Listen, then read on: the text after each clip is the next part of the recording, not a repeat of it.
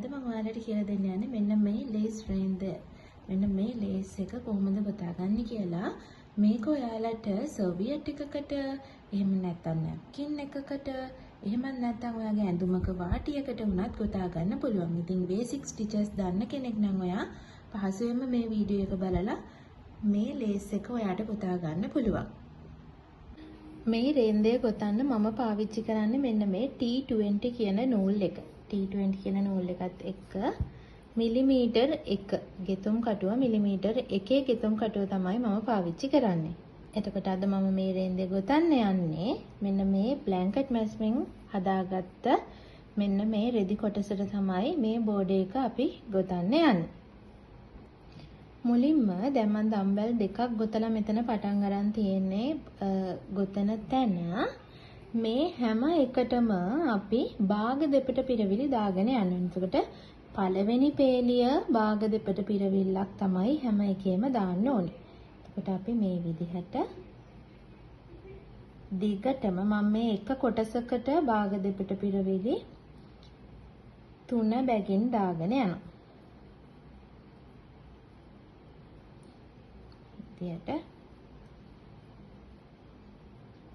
අර අපි රේන්දයක් ලේස් එකක් වෙනම ගොතලා අල්ලනකොට ගොතන විදිහ වෙනස් සහ මේ වගේ බෝඩ් එක වටේට ගොතාගෙන යනකොට කරන විදිහ තවත් විදිහක්.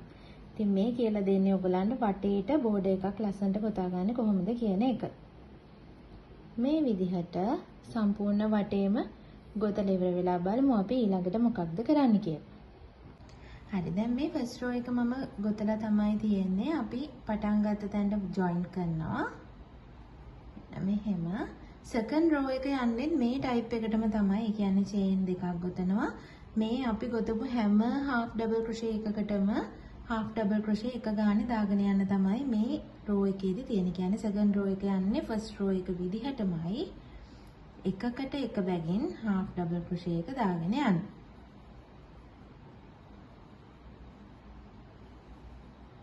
මෙන්න මේ විදිහට අපි මේ රවුන්ඩ් එක ඉවර කරලා බලමු තර්ඩ් රවුන්ඩ් එක යන්නේ කොහොමද කියලා. හරි දැන් අපි දෙවෙනි පේලියත් අවසානයේ ගාවට අවිලා තියෙන්නේ. පටන් ගත්ත තැනට ජොයින් කරලා තුන්වෙනි පේලිය ගොතන්න තමයි පටන් ගන්න යන්නේ. දම්බෙල් දෙකක් මුලින්ම ගොතනවා. දම්බෙල් දෙකක් ගොතලා චේන් 3ක් මග හැරලා හතරවෙනි එකට දෙපට පිරවිලි 3ක් එකම තැනට දාන්න ඕන.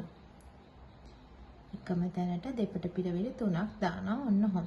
චේන් 3ක් මග හැරලා හතරවෙනි එකට. ඊට පස්සේ චේන් දෙකක් ගොතලා නැවත එතෙන්ටම දෙපට පිරවිලි 3ක් දානවා. DC 3ක් දානවා.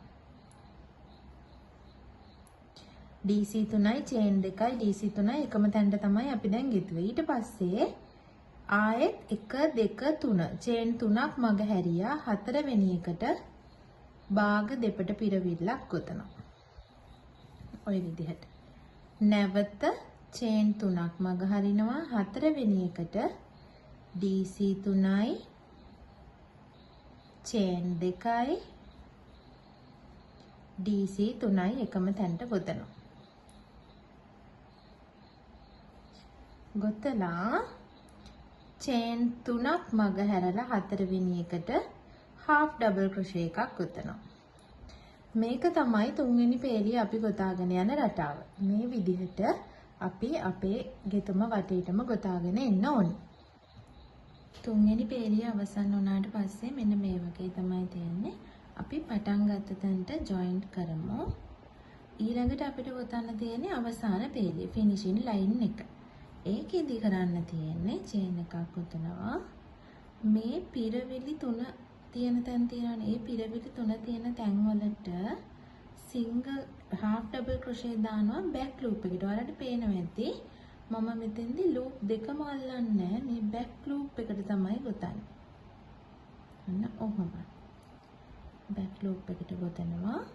ඊට පස්සේ මේ මැද හිදැසට අපි ගොතනවා half double crochet එකයි chain දෙකක් ගොතලා picot stitch කියන්නේ අපි මෙන්න මෙහෙම half double crochet එක ඇතුලෙන් ගෙතුම් කටුව දාලා නූල අරගෙන නූල පන්නනවා.